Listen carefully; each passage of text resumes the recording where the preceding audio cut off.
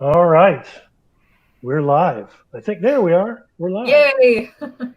Can everybody hear me? Hopefully they can. Yes.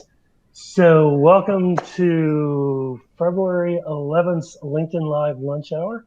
I am Michael Goldberg, and this lovely, awesome person to my right, your left, maybe, I don't know, is a engagement sourcing machine superstar.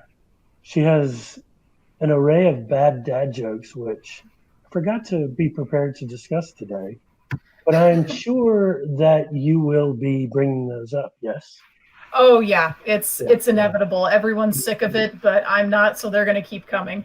No, I think you should totally totally do that. So all right.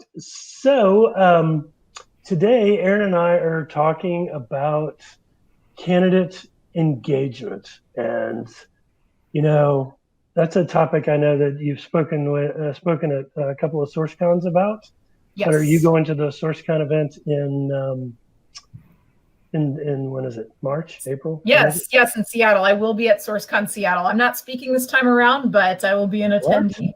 So nope, not Why this not? time. They didn't ask me. Maybe next time. That's true. That's true. Um, all right. Let's see. I'm going live on my broadcast. And so Maynaz Ahmed says, "Good morning, Michael, an engagement sourcing machine." I guess that's your new nickname, I guess. right? It's good. Um, well, cool. Feel free to ask questions along the way if you're on LinkedIn or if you're on Facebook. You'll have to come over to LinkedIn and ask us questions. But we're going to be talking here for about 30 to 45 minutes. But before we begin, Aaron, as I like to ask my guests, tell us a little bit about yourself and then what you do at Maxar and what is Maxar Technologies? Sure. So, my background in TA, I've been in it for about the last 6 years. I started off in full cycle recruiting, and I have recruited and sourced for just about everything under the sun, from healthcare professionals to IT, finance, marketing, even costumed mascots. And my new challenge is sourcing cleared professionals for Maxar Technologies, and it's probably the biggest challenge I've ever been faced with, but it's been fun learning all of that and everything. So a little bit about Maxar. I would say that our biggest claim to fame is that Google Maps uses our satellite data. So if you go to any aerial view on Google Maps and you look at the bottom, there's a little black bar that says Maxar Technologies. So there's a chance that you use our product every single day and you don't even know it. And more recently, we are involved in NASA's Project Artemis, which the mission is to send the first woman to the moon in 2024. So When are really you going? exciting stuff. When am I going? Yeah, are you going to the moon? Yeah, I wish. The first sorcerer in space. Now, how cool would that be? That would be awesome, but I don't Can, think can I know you, enough you physics for could, that. yeah, so you could source The aliens, you know. the aliens, but hey, you would see that proverbial black hole that all the candidates tend to go in. Oh yeah, yeah. So You could, that's where all of my candidates went. right. You don't do that. There are others that do, but you do not do that, my friend. I do not. So I am so glad to have you on the show, and thanks for being flexible. You were supposed to be on last week, but I was pretty much under the weather, and so I appreciate you being able to flex here. So let's jump right in, right? So if you had to pick the three hardest types of candidates to engage and get interested in a new opportunity, whether it be at Maxar or where you previously worked at FTG or just for anybody out there, what are those roles and why is each so difficult? So, number one, definitely any candidates that have a top secret clearance with a full scope poly, because just by the sheer number of them and how rare they are, that automatically makes it really difficult. And the fact that the government is issuing fewer and fewer clearances every year. So it's not necessarily hard finding those people. It's just the fact that they have a lot of options. If you've got a rare skill set with the credentials that are needed, it's just going to make messaging that much more important. And you really have to have a compelling reason for them to leave a job where they're maybe really comfortable and being compensated really well. So I would say that has been my number one challenge, specifically when sourcing. And then in addition, not necessarily any type of industry that's tough to source in, but I'd probably say that one of the most difficult positions I worked on was in one of my previous jobs, which was a search engine marketing manager. That's a very niche, skill set within marketing. So I think that we took a good year to fill that position. So again, that's another one of those roles where it's a sought after skill set. So they just have a lot of options, and you have to have a compelling reason for why they would come to you. And then I think that we often hear that just IT in general is a really tough role to fill, especially if it's a new and emerging technology that's suddenly become trendy. About a year ago, I would say that React.js was one of the tougher roles to fill when it came to finding developers. I think that a lot more people have learned React by now, so it has gotten a little bit easier to find people. But right around when that technology first emerged, you pretty much had to find someone that worked at Facebook if you needed that 5 years of experience that everyone seems to want in any kind of role. What would you say, for like every candidate's out there, what are they getting inundated by, 10, 15, 20 different recruiters? Easily. And I think that an added challenge is when you've got a lot of bad recruiters out there that are sending horrible messages. It kind of poisons the well for the rest of us that are really trying hard to show the candidates that we care and that we actually took an in-depth look into their profile. So I think that that's an added layer of challenge right there, is they're getting so many messages.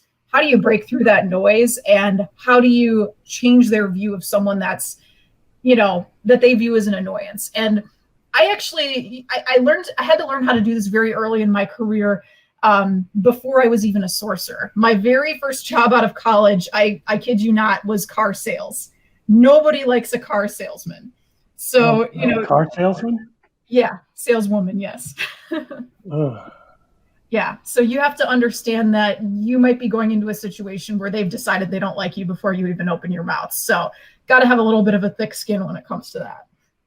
Yeah, I mean, and so to your point about, the recruiters that are that are spoiling the opportunities, whether you're a sourcer or you're a recruiter who is sourcing, there are so many different ways to send messages out there. And, it's generally the typical, hey, I'm so-and-so and I work for so-and-so, and I saw your profile and everything looked great. Would love to talk with you about an opportunity I have. And it's just like, no, bad dog. Yeah. So I would call that the lazy approach. And I've been talking about that for a while. I've talked about it with several previous guests, including, our friend Mike Cohen. I really think that it's just that lazy approach. So how do you change it up and do things different? Tell us give us your secret sauce. So first and foremost, I don't blast. I know that a lot of recruiters, unfortunately, do have metrics about, minimum amount of candidates that they need to reach out to. And I really wish that more recruiting departments would take a hard look at that kind of approach and realize that, maybe it worked back in the day when unemployment was high, but it just doesn't anymore when we're fighting over talent. So I like to make sure that I personalize at least 3 little elements in my email so that they read that and they say, okay, wow, they really did take the time to read through my profile. I wasn't just someone on a list that they got from a keyword search. And it's really kind of painfully obvious when that happens. Even we as recruiters get, emails like that. It's usually something like, your skill set caught my eye and I think you'd be great for an opportunity. They don't even bother to have the job title they're interested in me for. I always want to respond and ask, why me though? what specifically about my skill set was it? And then in addition to that, if they're not interested, I at least try to be entertaining, because 90% of the time they probably won't be interested. But try and change that mindset in how they view recruiters. We had mentioned before that I do a lot of video outreach. So I try to be at least a little bit comical, or provide something interesting in that outreach, just so that they can remember me by something other than a boring templated email. And I find that that's kind of a way to play the long game. Maybe they'll have a bad day at work and decide that it's time to move on, and then which recruiter are they going to come back to? The one that took the time to send them a personalized video message, or the one that sent a thoughtless template? And that's really the bottom line. Yeah, I think the thoughtless template is and you may have heard Mike, but Mike Cohen likes to blast, but he does it in a way that gets results. So sure. there are ways, and you and I are a lot alike in that sense, that I want to do an individual email or video that's tailored to the candidate, that makes them feel like I actually did some research on them, versus just throwing up a bunch of BS just to see what sticks with them. Yeah, spaghetti method. And do you think that LinkedIn and the other tools out there, do you think that they have legs still, or do you think that like Seek Out and Hire Tool, which you can connect to your LinkedIn account, helps give it the legs that it needs? I think it's kind of a combination of both. Hire Tool and Seek Out kind of enhance the experience of LinkedIn, I think, in a lot of ways that the platform hasn't been able to do so itself. It doesn't have a lot of the predictive analytics and things like that you would like to see from LinkedIn. So I think that they work kind of hand in hand, but I think the platform itself of LinkedIn has enabled a lot of the lazy recruiting that we've talked about before. Sure. It's really easy to send 100 in-mails, versus well thought out emails. So, I kind of like, I recently found out that Stack Overflow is doing a lot of things for talent engagement now with their users. And if you purchase the recruiting package that they actually have regulations about whether or not you're still allowed to send messages to candidates if you don't get a certain response rate. So it really kind of motivates you to have your A game. Yeah, have your A game. So yeah, I think that I would like to see more of that from LinkedIn. Yeah, that's, and I think a lot of people would. I mean, there's people that love it. There are people that don't love it, but in the end, it's still a good tool to use, to have in your back pocket. At least if you can find the names, that's what it's good for. And then it's up to you to use your techniques, your own personal techniques that really, really work. So, we've gone 10 minutes. I haven't heard a bad dad joke. I'm ready to go. All right. Well, I don't really have a bad dad joke, but since I've got a wide audience here, I just want to let everyone know, hey, I'm selling my DeLorean. It's in really good condition, so I'm hoping someone will buy it. I've only driven it from time to time. Good night, everybody. Wow. Good one. Hey, feel free to throw questions out on LinkedIn about talent engagement. If you're watching, also share this out by just hitting that arrow to the right, telling your friends and family and acquaintances about this wonderful person I'm speaking to, Miss Erin Matthews. So, all right. Let's talk about the videos, all right? Because do you use a particular video email software like a BombBomb, or are there other methods, or are you just uploading that video straight into their email, or straight to the body of the email with some verbiage, a copy, and then sending it out? So I'm actually using external links. Sometimes I would upload it to YouTube and make it an unlisted video where you could only view it if you had the direct URL, so that people wouldn't randomly discover any of the videos that I was sending to candidates, especially if they were personalized. For example, I would actually put their name into the title of the video that I upload to YouTube, like, hey, Peter, don't make us hire Brad. We've talked about this little sketches that I send to software developers. And that's just another way to personalize things. But since I've entered the cleared space, we actually upload our videos to a secure OneDrive that they can click and view the video as well. But there's really a lot of different ways. I know that BombBomb's a great tool. It's a favorite of Greg Hawk's. I know he's used that before. Unfortunately, we're not able to integrate that into our systems, but BombBomb is free, and you get alerts the minute that it's open so that you can track those open rates, which is really important. Yeah, it's a great tool, and it's interesting. So our friend Arco, who joins our broadcast every week, he lives in India. He said that Monster and Naukri are the biggest ways to attract the talent. He's used them in headhunting and sourcing, and then he does ask about Dice. Do you use Dice at all, or no? I haven't had the opportunity to use it, no. Yeah, they do have a good salary survey that they put out. It's very generalized, but they always have a very good salary survey. The latest one just came out. So, Marco, thanks for commenting there. So, let's continue on the video track. So, when I'm talking to recruiting leaders and different HR leaders, and we bring up doing videos, where you're having your hiring manager or your employees to actually do the job, help you do the video, right? Yeah. The number one excuse I get out of it is that they don't want to participate. They don't feel comfortable doing that. Have you encountered that? And if so, what are some of the tips that you can share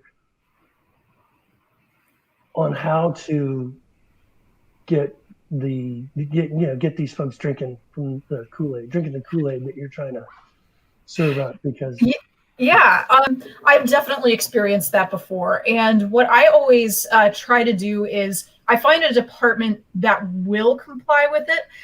For example, when I was at FTD, we used to do our weekly top 3 positions video that would air every Monday that would showcase what we were looking for as a team at that time. And so the creative team was much more receptive to doing that. So we decided to feature all 3 of our positions from the creative department.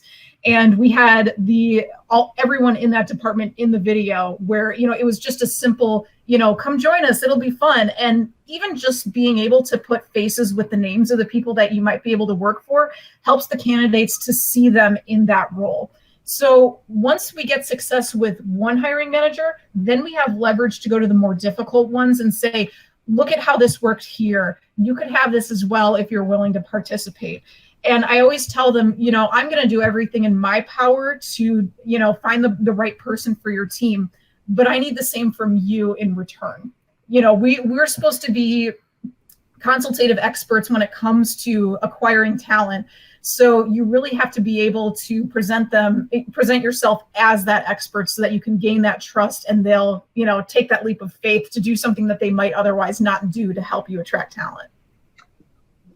Without a doubt. So, what if you had to give out, I would say some engagement tips, what would be what would be your top 3 tips to help our audience understand how to better engage candidates instead of just throwing an in-mail or an email out there to see what happens?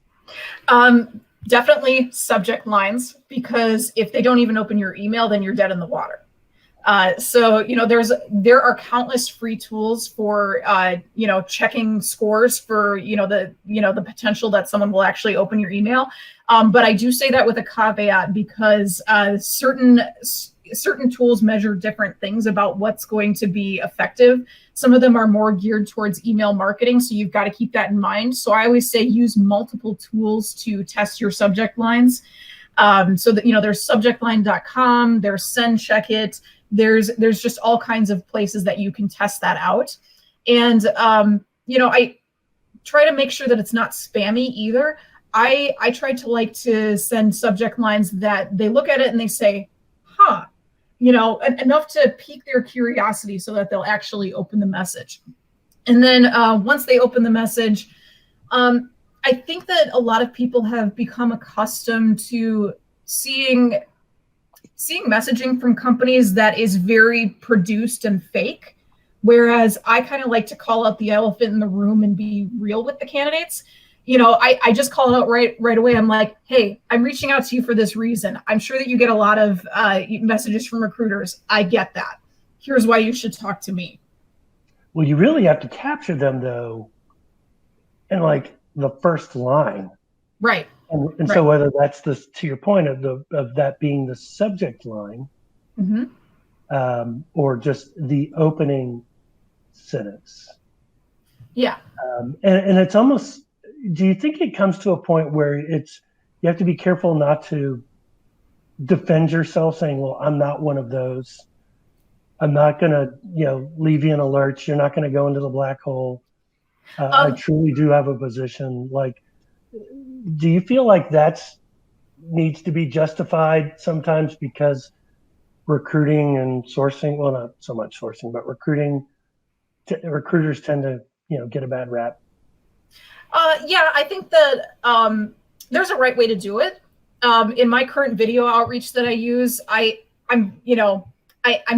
make light of it a little bit.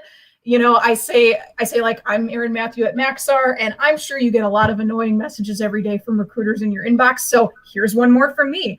And then, I kind of launch into a little bit about the company, and I don't go too, deeply in depth about the role.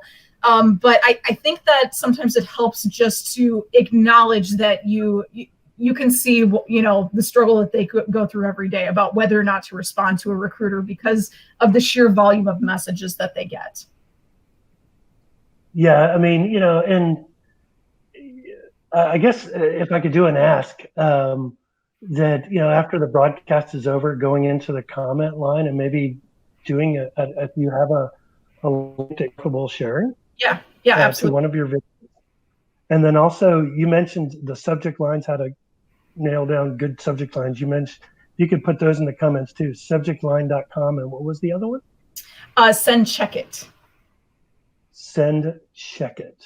Yes. Huh. And so these, like, how do those work? Just curious. So it depends on which tool you're using. I know that Send Check It, they give you a higher score if you actually use emojis in the subject line, which I can see why that is, because it draws a visual to your specific message.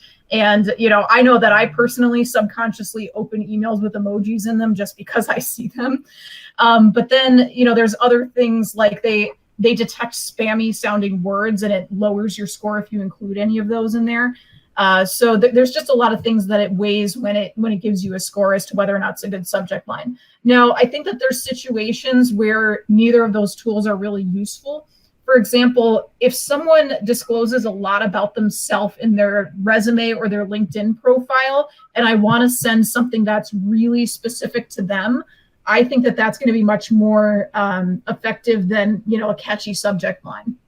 Like, for example, if they've got a project that they're really proud of on GitHub, I'm going to acknowledge that in the subject line. And 9 times out of 10, I'll get a response from that. You had mentioned Stack Overflow now kind of has a recruiting tool. I wonder when GitHub's going to figure that out. Or I think they should. They should, now that they're acquired by Microsoft. They got to monetize it somehow. Well, and then, so I did a post a couple of weeks ago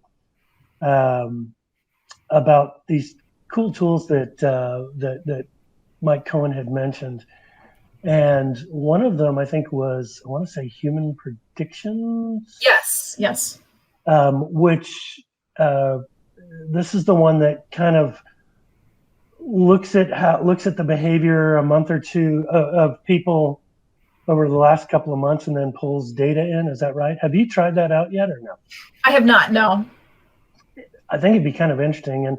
But again, it goes back to, because you're dealing with, Is it the highest security clearance? I assume it is that these folks Yes. would have. Yes. That is probably not going to work in your favor. Probably not. Yeah, there's alterations you have to make for every type of jobs that you're recruiting for, and it's kind of knowing the delicate balance with those. When I was in the e-commerce world, it was a little bit easier to get silly with the messages and things like that. But I have to dial it back a little bit. But I can sprinkle in little hints of humor, in the cleared space too. No, absolutely. So, I have a question here. So, why did the Scarecrow win an award? Because he was outstanding in his field. You're looking that up, aren't you? You No. were Googling that. That was very good. How did I Google it that quick? I'm not going to lie. I'm on a website here, and it's like 75 best dad jokes. Why do melons have weddings? Because they can't elope. Dang. You've been to this website, obviously. And that's our thing, audiences. We like to go back and forth on bad dad jokes. So it's just our thing. So let's get. Have you used or have you heard of a new tool called Interstellar? No, I've not. Okay, you need to check that out. So initially, it started out when they built it. They built it as a way to create, if you didn't have a CRM, to create drip campaigns for recruiters. It's like $200 a month, dirt cheap. I want to say you can send out 5,000 emails through different campaigns. I don't think you can attach videos just yet, but you can do as many sequences as you want. They have a version for $100 a month, and they'll even give you a 2-week trial.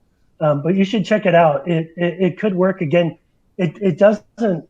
What it really helps is how to reach out. It's going to put everything on autopilot for you, right? Which I think does help. Rather, because you want to. One email is not going to do it. Right. It generally takes 3, 4, sometimes 5 sequences to get somebody interested, whether it's a service or a position that you have.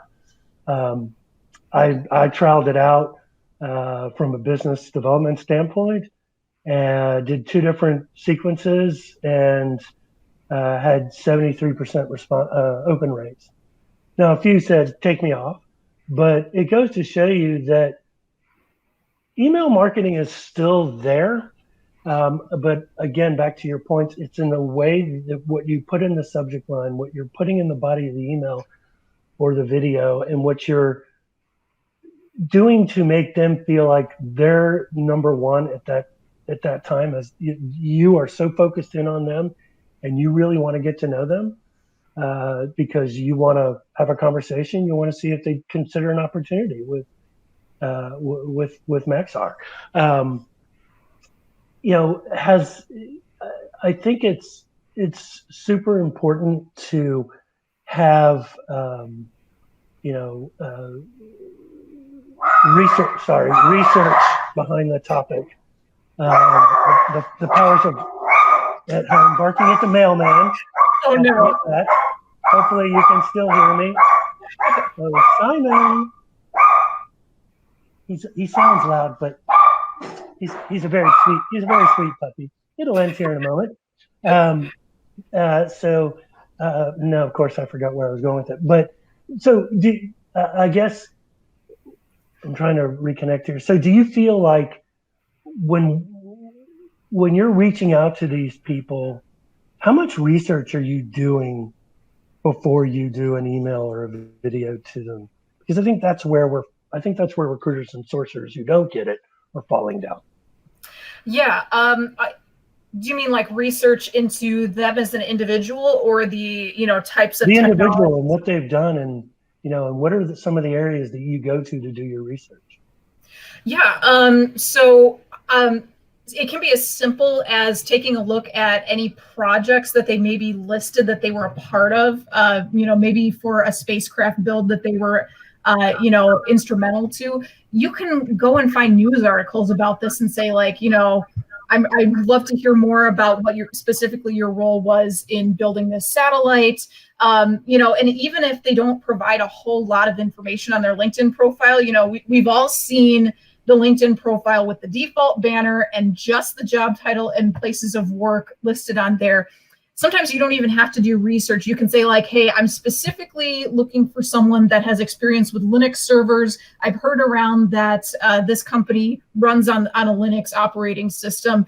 How skilled are you with this? I'd like to know a little bit more about your skill set. So being inquisitive about what isn't there sometimes is a way to engage with them as well.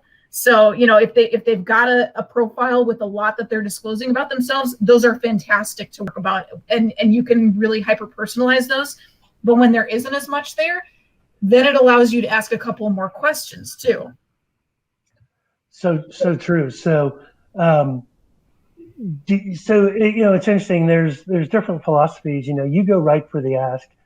I'm of the philosophy where you might not want to go right directly. I mean, you're a sourcer, so it's different, where I'm more on the recruiting side.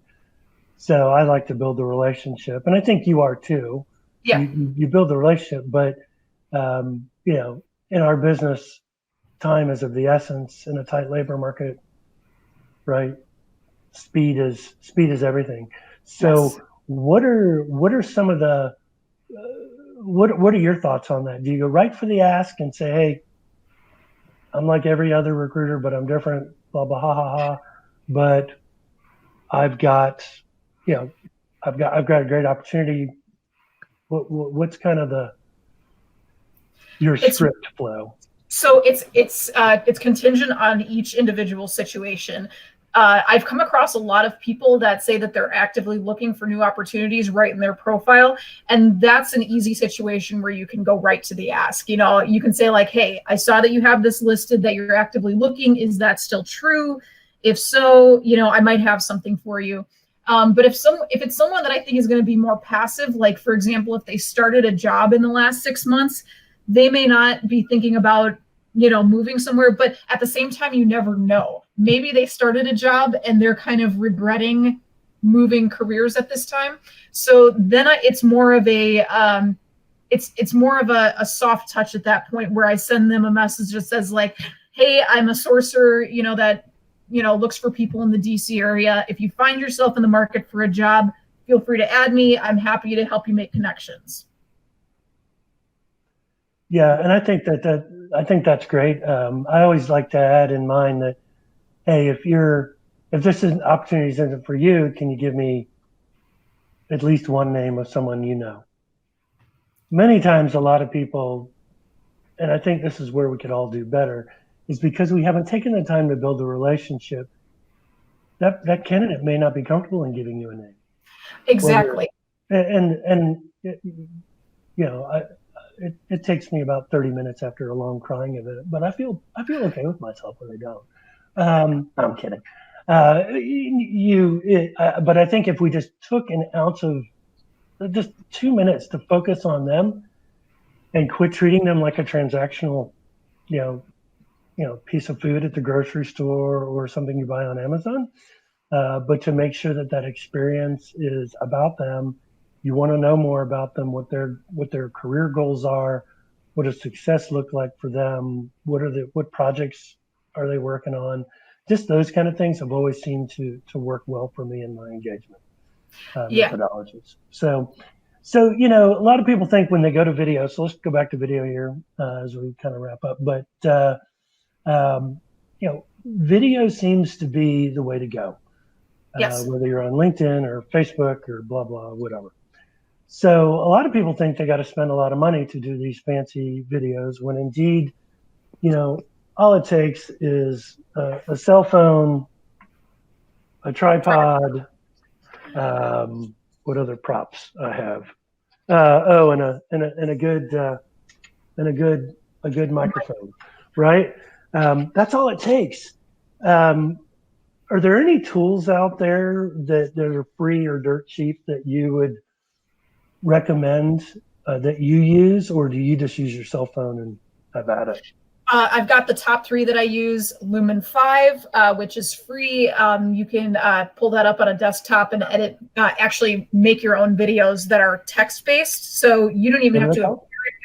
It's called Lumen 5. Oh, Lumen 5. Yeah, sure. Yeah, so you can create your own text-based videos with your own images as well. So that's an option for people that maybe don't want to appear on camera. That's probably the number one objection that I hear from people that are hesitant to do video. So that's the option that I recommend to them. And then for editing software, I use Splice and iMovie, both free tools. I prefer Splice because there's a lot more customization options there. iMovie is pretty limited. You can't even move the text freely around on the page. It just stays in one place, and sometimes it doesn't end up in the most opportune spot. But Lumen 5, you can customize text, fonts, add a bunch of images onto the screen. You have filters. It's a fantastic free tool to use. But like I said, the number one objection that I get from people is, I don't want to do video. I don't want to appear on camera. I'm uncomfortable with it. And, I can definitely understand that. But at a certain point, a lot of what recruiting is getting comfortable with being uncomfortable. And I wish that more people would do that. I presented about using video at SourceCon, and I even said in my presentation, about 90% of you will walk away from this saying, wow, that's cool, and then you'll never use it. And sure enough, I had people message me saying, thank you so much for your presentation at SourceCon. I've been meaning to try video. And then my first question is always, okay, what's stopping you? What's stopping you? And, even aside from that, the fact that so many people aren't doing it will automatically set you apart. There's always going to be people who are unwilling to do it. So be one of the people that is willing. Yeah. It's, I think if you keep the tools simple, here's one other question. Do you caption? Do you put captions in yours for when you're sending directly to that individual? Absolutely, because then they can watch it on mute at work and not draw any attention to themselves. And also, sometimes if you don't have the best mic either, it's easier to have those words on the screen so they know exactly what you're saying. Yeah, I use rev.com for my captioning. Who do you use? I just caption it with iMovie. I type in the captioning myself. I didn't realize iMovie actually did that. Yeah. There is and Michael Krause. Hello, Michael Krause. Long time, man. Love Bomb Bomb. And he says, and I have a face made for radio. Oh. No, you don't, sweetie. You're so cute. It's okay. You can. We all got faces. Obviously, mine's for radio. Oh, not you, Aaron, of course. You're for Superstar. In fact, did I see you at the Oscars? No. No, you weren't there, huh? I didn't even watch. I was setting you up there. So, you want to hear a joke about construction? Sure. Yeah, I'm still working on it. Oh, nice. I bet you knew the answer to that. I didn't actually. If I thought about it longer, I probably could have figured it out. But well, in the comments here, feel free to put your best dumb dad joke. That was terrible. And share your humor. It's interesting. Michael says that Bomb Bomb comes across as a GIF. Do you know that? Or GIF, whatever you pronounce it. No, I did not. I didn't either. I'll have to check that out. So, all right. So we're wrapping up here, coming in for a landing. Any other engagement tips or tricks before I rapid fire you with some questions here? I would just say, don't be afraid to use your own creativity. Have fun with it. Sourcing and recruiting can get kind of mind-numbing at times, especially if you're spending a full day just doing outreach. So don't be afraid to shake things up, even just for yourself, to do something different. Amen. And I like the fact that when you get uncomfortable, it seems to be when we're at our best, doesn't it? Yes. I think it does. You see what you're really capable of. Right. And you put stuff out there. So so our friend Arco has a joke. Uh-oh. Which came out, chicken or the egg, and how? I don't know. I don't know, Arco. You better come back with an answer. We have no idea. Um, so, all right, rapid fire questions here. Are you ready? Yep. All right. Favorite food? Penang curry. I love Thai food. And who wouldn't? Uh, Favorite vacation spot? Sedona, Arizona. Ooh, Red Rock Country. I love it. Uh, Funniest dad joke no one has ever heard. So, I went to the bank the other day to ask the teller to check my balance. He pushed Yeah. me. And what? He pushed me. Oh, that's a good one. Favorite movie? Vertigo by Alfred Hitchcock. Oh, a Hitchcock fan. I like that. I like that a lot. My favorite Hitchcock is Rear Window. Good one. Very good. All right. Favorite quote?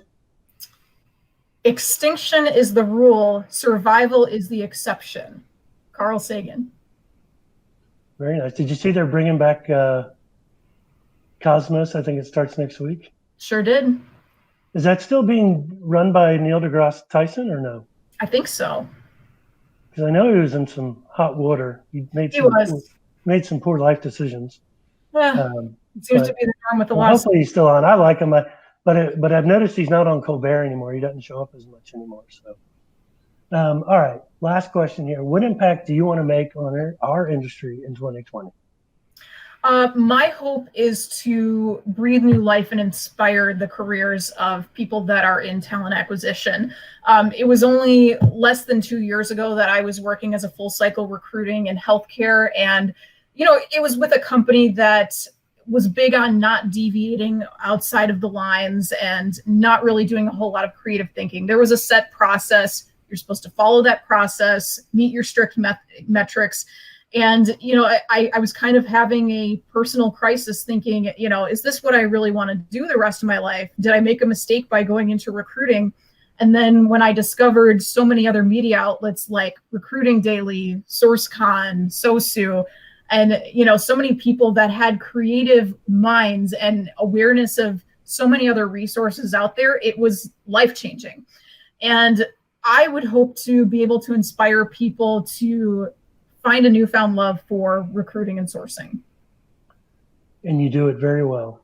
And that's a great way to end the show. And I think you do have a lot of impact. And I think a lot of people go, how did I get here? I mean, I started off in HR, and recruiting was a part of my job. But what I really loved about this was it was a big puzzle to me, helping find the right people and making sure that they fit into the bigger fit into the puzzle with regard to their skills and their fit and how they fit into the culture, etc. And I love the industry. I love the people in this industry. I think that there is still a lot of work to be done. I think a lot of people are complacent. Yes. But I couldn't agree with you more that this is a great industry to be in. And there are so many great learning opportunities. And I think you have taught our audience a lot today. And so thank you very much for being on the show. Thank you for having me. Well, my pleasure. So Dan Lockhart says he thought your joke was funny. He goes, I don't know why Goldberg rolled his eyes. Well, Lockhart, let's see what jokes you have next week. Dan Lockhart, Mr. Sourcing Guy, is going to be on the show. We're going to be talking sourcing technology, sourcing tips and tricks to finding the right candidates in a tight labor market. Thanks for tuning in. Be sure to add your comments in the comment section below.